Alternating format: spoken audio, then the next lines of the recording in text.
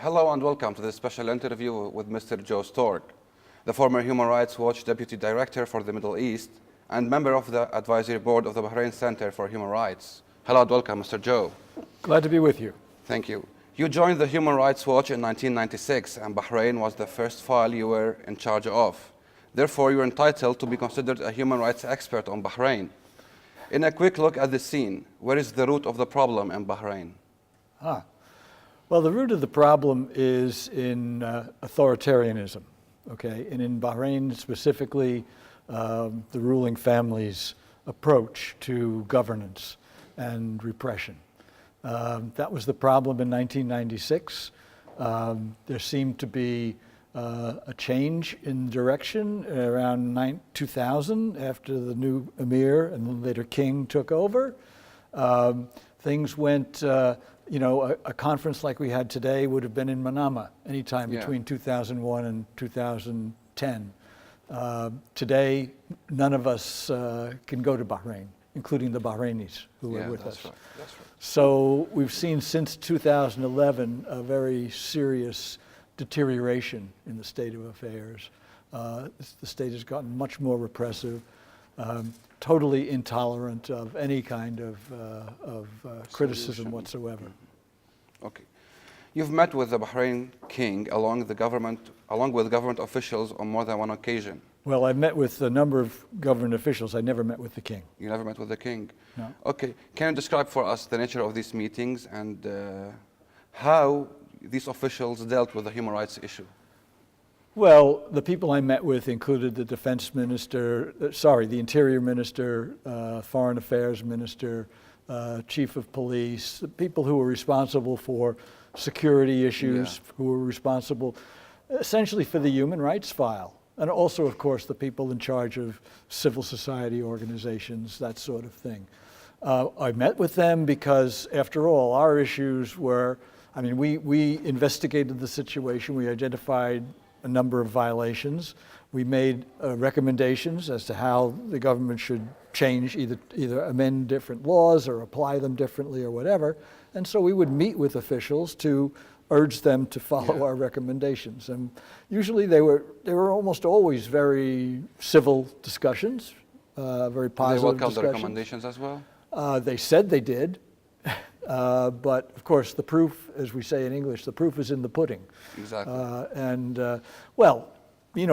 I'd say between 2000 and 2010, a lot of recommendations were implemented, at least on paper. But the situation after the popular movement in February, March 2011 changed drastically. Yeah. And I have not been allowed into the country since late March of 2011. Mm-hmm. Mm-hmm. Okay, more than once you've met with the vice president of the Haq political movement, Abdul Jalil al-Singis, the human rights activist, as well as the Secretary General of Al-Wifaq Association, Sheikh Ali Salman. That's correct. Yeah.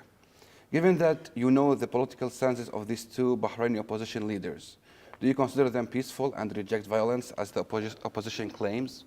As far as they have always been engaged in peaceful political activities. Yes. Yeah, so you approve that. Okay, great. By moving to international stances regarding the situation in Bahrain, especially the U.S. stance. Yeah. In 2011, you participated in the hearing of the U.S. Congress. In this session, you stressed a number of violations and called for a ban on the sale of security and military equipment to Bahrain in order to pressure the Bahraini government to take steps to improve the human rights situation.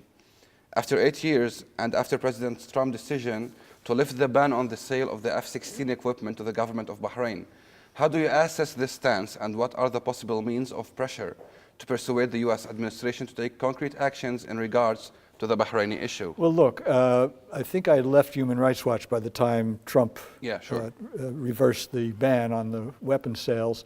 I think that was a terrible decision. There was a good reason why we advocated the ban. There was a good reason why it was imposed. And there were only bad reasons why it was lifted.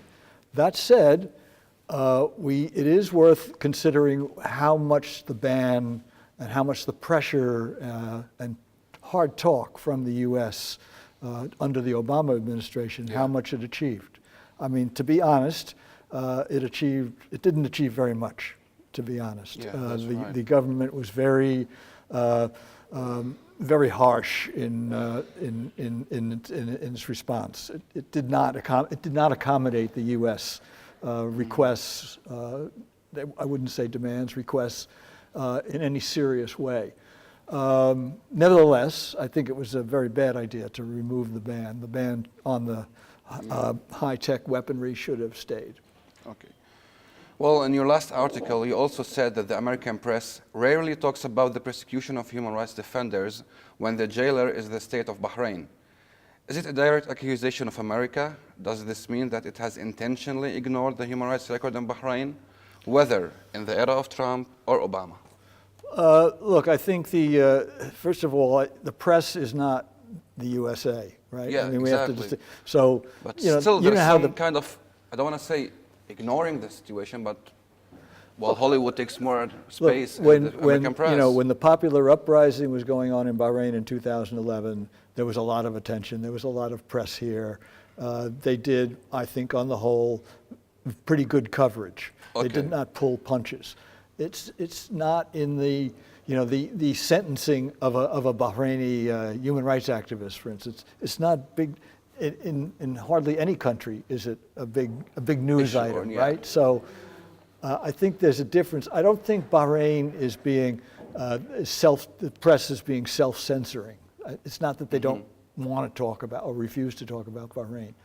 I think the contrast I would make is with the UAE, United Arab Emirates, where there it's hardly ever in fact the only case I can remember in the decades I've been dealing with this is the recent case of Matthew Hedges, the British researcher, doctoral student who was arrested in the UAE, was finally released after a lot of pressure from his wife in the UK. His family, okay. None of the cases of the Emirati human rights activists, of whom there are many, well, there aren't a lot, in fact, and those that were active are all now in jail. So that's kind of an area where not so much the press here, but the U.S. government, you know, completely silent, disgustingly silent. Yeah. Okay. Well, the situation in the Gulf is dangerous for journalists and human rights activists, according to the Human Rights Watch. How did you look at Khashoggi's death? Do these violations have a negative impact on Bahrain? And do you think that Saudi Arabia is delaying political and legal reforms in the kingdom? Well, I think it depends what reforms we're talking about. The new crown prince. Well, we're talking about human rights reforms, let's say. Let's focus on this issue. Okay. Well, again, which reform? I mean, serious political reforms that involve political rights in Saudi Arabia? No, we're going nowhere. In terms of certain reforms, which I wouldn't minimize, they're important, like, for instance, setting in motion, allowing women to drive, this sort of thing. Good, fine, good that it's happening. Yeah, but it's not, you know, the core issue of allowing some measure of political dissent, of trying to encourage institutions where ordinary Saudis could have some sort of political say. That's going nowhere. Yeah, but in Bahrain, do you think it's not helping enough, or it's stopping the reforms in Bahrain? Saudi Arabia? I think Saudi Arabia wants the reforms stopped in Bahrain. Yeah, of course. But I think, you know, and I think the Bahraini ruling family is all too for their own reasons, want the reforms stopped. So I don't think it's like they're being forced to stop them. What's your take on Khashoggi's death? It's kind of unbelievable, actually, the way this happened. The fact that the crown prince of Saudi Arabia would order at the very least, order his apprehension, and in a manner that resulted then in his death and dismemberment. I mean, it's kind of out of a novel. It's rather unbelievable. Yeah. It's shocking. It's shocking. It's really shocking. Well, you mentioned the Saudi crown prince. Human Rights Watch has filed an appeal against the Saudi crown prince in Argentina and called on the UN High Commissioner for Human Rights to investigate Khashoggi's death, but nothing happened. Well, let me point out that, you know, for an international investigation to happen, Turkey has to make the request.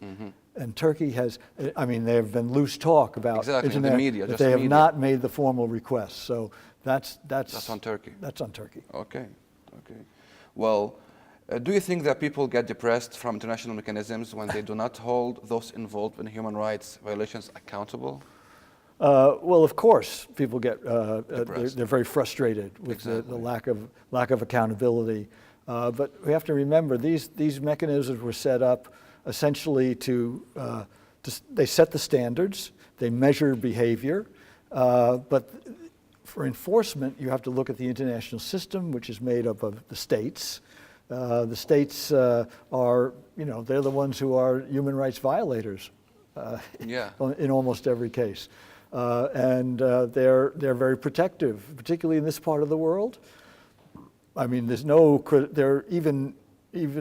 I can't think of any time when any Arab state criticized another, except Libya, of course. There was that brief period in 2011 when everybody was jumping on Gaddafi. But other than that, I mean, they just protect one another diplomatically. Even in those days when the Arab League was torn into factions and so forth in that meeting, the interior ministers, they always managed to meet at least once a year to talk about, security measures. Solve the problems. Okay. Well, moving on, Nabil Rajab is the victim of a new sentence of 5 years imprisonment. Yeah. What's your message to him in prison? Well, stay strong, Nabil. Nabil is a very charismatic guy. I consider him a very good friend for many years. It's heartbreaking to see him treated this way. I mean, he's clearly a person who his sole offense or crime, between quotation marks, was speaking critically about Bahraini policy. On Twitter as well. Well, speaking. On Twitter. I mean, speaking, okay, whatever the medium, giving interviews to the media, writing op-eds for the New York Times, tweeting, Well, you said in previous statement that the courts are part of the system of repression that mocks the standards of fair trial for human rights defenders. How do you evaluate Bahrain's criminal justice system? Well, there are problems with the legal system. There are problems with certain articles of the penal code and so forth. The main problem, though, is the politicization of the justice system. So almost always the final verdict, well, most of the verdicts, and certainly the final verdicts, is one that suits the ruling family. So we had the case of Ali Salman, for instance, the head of Wifaq, who was acquitted in a lower court of charges that he had conspired with Qatar and this kind of thing. Acquitted. A higher court comes along and sentences him to life imprisonment. Life imprisonment, I mean, that's kind of incredible. Yeah. So moving on, earlier you described the sentence against the family of the activist Al-Wada'i as collective punishment. Collective punishment. Yeah. The Bahraini government describes him along with his family as terrorists. Only hours after the United Nations condemned the detention of his relatives. What's your message to Al-Wada'i? Again, it's similar to that to Nabil Rajab. I mean, Sayyid Ahmed Al-Wada'i is a tremendously impressive young Bahraini activist, advocate for human rights issues in Bahrain. Very brave for what he tried to do, what he did in the streets in London, and clearly what happened to his family, starting the very next day, was in reprisal. Now, whatever you may say about Sayyid Ahmed's actions, it was his actions. Yes, exactly, it wasn't his wife's, actions. It wasn't his mother-in-law's. The fact that they're being punished, the fact that they're having to spend time in detention, in jail, convicted on really totally preposterous charges of terrorism. And then most recently, the allegation that Sayyid Ahmed himself is a terrorist. I mean, this goes to show the complete bankruptcy of governance in Bahrain. Okay. The former United Nations High Commissioner for Human Rights, Prince Zayed bin Ra'ad Al Hussein, joined the Human Rights Watch Board. The prince is known of supporting those oppressed, especially in Bahrain, which has repeatedly criticized him. The kingdom has criticized the prince. What will the Jordanian prince offer? He was very limited in what he could offer as the High Commissioner. Yeah. Okay. So that's a position of some authority. And he used that, but it's a platform essentially. Exactly. He can speak powerfully, and he did, and I commend him for that. If you're asking what he can do as a member of a board of Human Rights Watch or any other human rights organization, well, he has good advice to offer. Whether what he can do for Bahrain is, I don't think it's a relevant question, frankly. Okay. Human Rights Watch earlier demanded that Hakim al-Uraibi should not be handed over because of the risk of being tortured in Bahrain. What do you think is really happening to Hakim? Well, he's in detention in Bangkok, in Thailand. I actually don't know. Just to be clear, I don't work for Human Rights Watch anymore, so I don't have access to kind of the circuits of information about Hakim or anyone else. So Thailand and the Thai interior security forces have historically been very unfriendly to people seeking asylum. So this fits part of that pattern, unfortunately. And I don't know. I have not heard it alleged that Hakim is being physically or otherwise mistreated, but he should not be in detention at all. I mean, this is deprivation of liberty is a serious violation of his rights. Okay. Well, the final question, Mr. Joe. After a few days, specifically on the 13th of February, the Bahrainis will commemorate the memory of their peaceful revolution. A message from you to the opposition and to those people who have maintained their peaceful revolution throughout this period despite the repression machine that's haunting them. Well, I think the February is a good anniversary, an anniversary we can remember with pride. It's unfortunately after the February anniversary, there's a March anniversary. And the March anniversary is one that we can only deplore, and one in which we can only extend our complete sympathy and solidarity with the people, with the Bahraini people who are struggling to overcome this grievous setback. Well, that's the end of our interview. Mr. Joe, thank you very much. Oh, thank you. Dear viewers, thank you for watching. That's the end of our interview. Have a nice day. Thank you, Mr. Joe. Thank you.